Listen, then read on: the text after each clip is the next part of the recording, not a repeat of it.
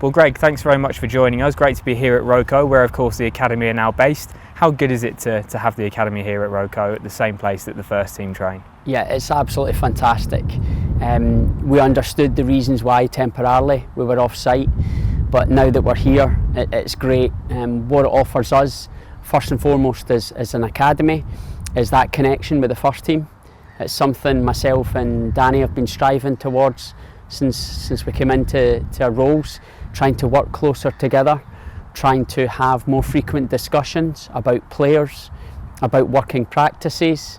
So from that aspect, it's fantastic. It's great. We've got our under 18 staff now involved in daily meetings with first team staff. So we're discussing the players, we're discussing any player requirements that they may have to take under 18 players across into the first team environment.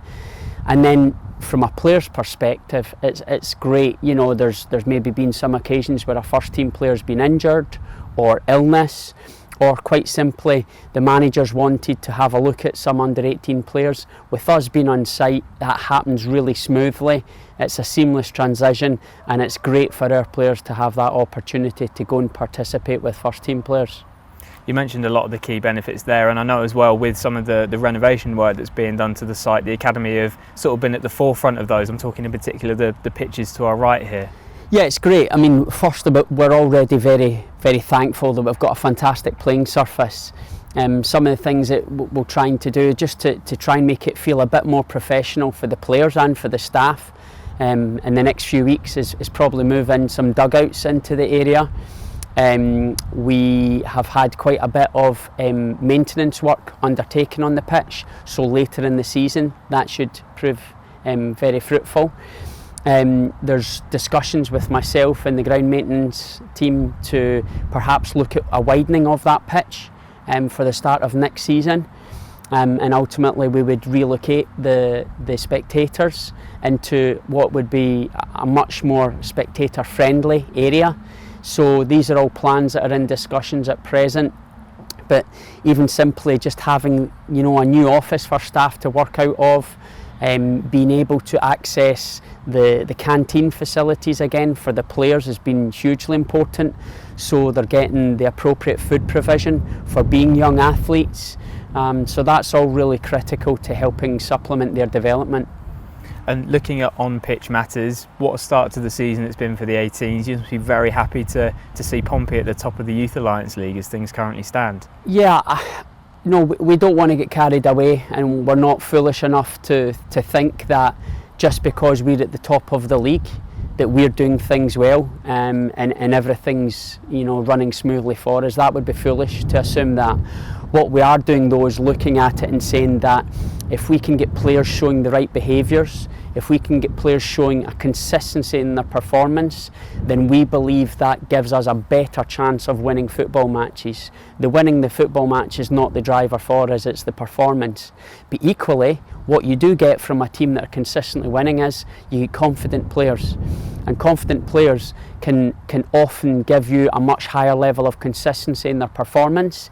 They maybe feel braver to take risks in the right area of the pitch. That risk may then lead to more chances created.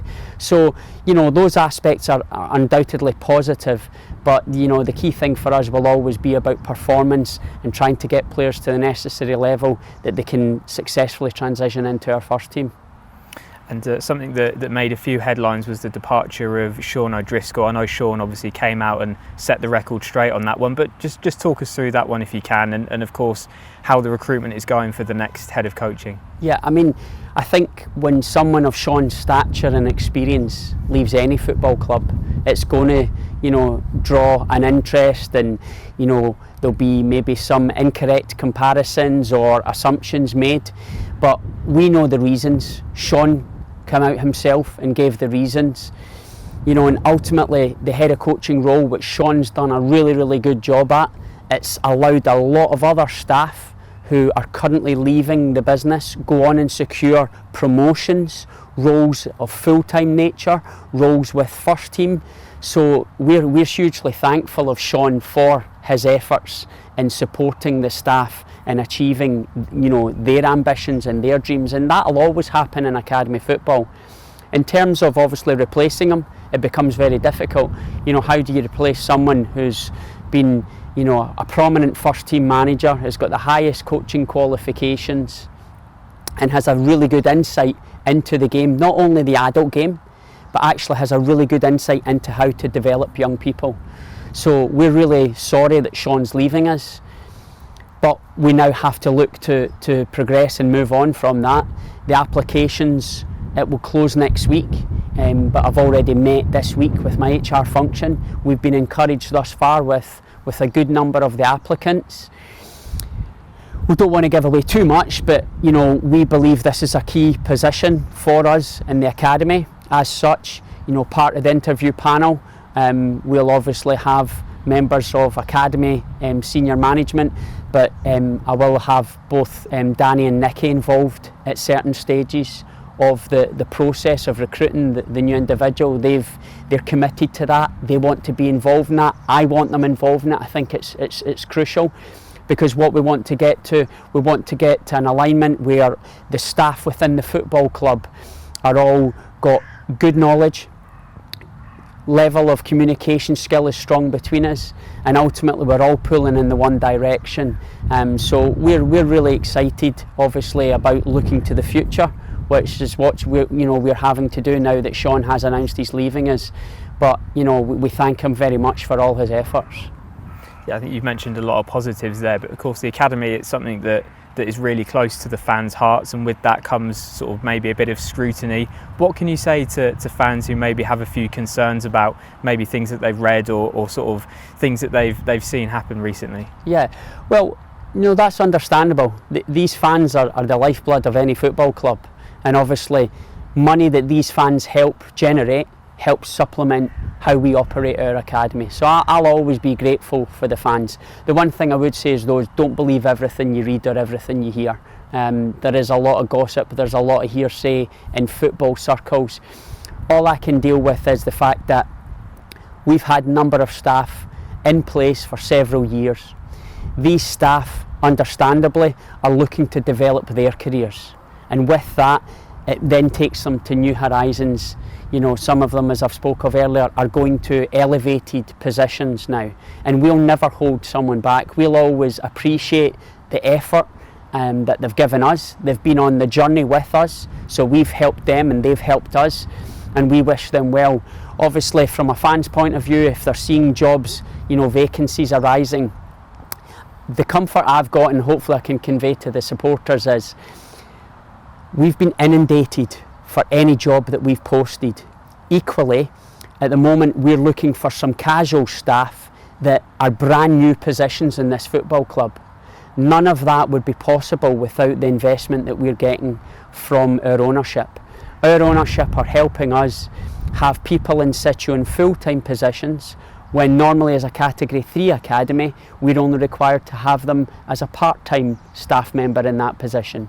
So, I would try and allay some of the supporters' fears and say that the investment's really strong. I'm really buoyed by the investment. I'm really encouraged by the focus the ownership are putting on the academy.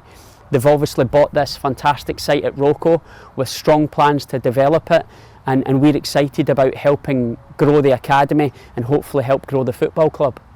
And those things that you've mentioned there, the link up between the first team and the academy, the level of investment, since the first time we spoke with you when we first sat down with you when you came through the door, are things still on track and progressing at exactly the rate that you'd like them to? I think when you're looking at an academy cycle, it's young people you're dealing with, and it's never going to move at the fast pace of a first team. Young people have setbacks along their journey. You might think of someone very strongly, and several months later they're having difficulty. It might be in their life, it might be they're going through growth spurt. So we have to be very patient, and of course change. We would like to change some things quicker sometimes than what they can happen, but on the whole, the things that I've approached the chief executive with, the things that we've then asked to be supported with making change into the academy, it's happened very swiftly on most fronts. So that gives us the chance then to keep evolving this academy and keep making it better, because ultimately we know that all our competitors are doing the exact same. You know, the academy environment now is fiercely competitive across the whole of the country.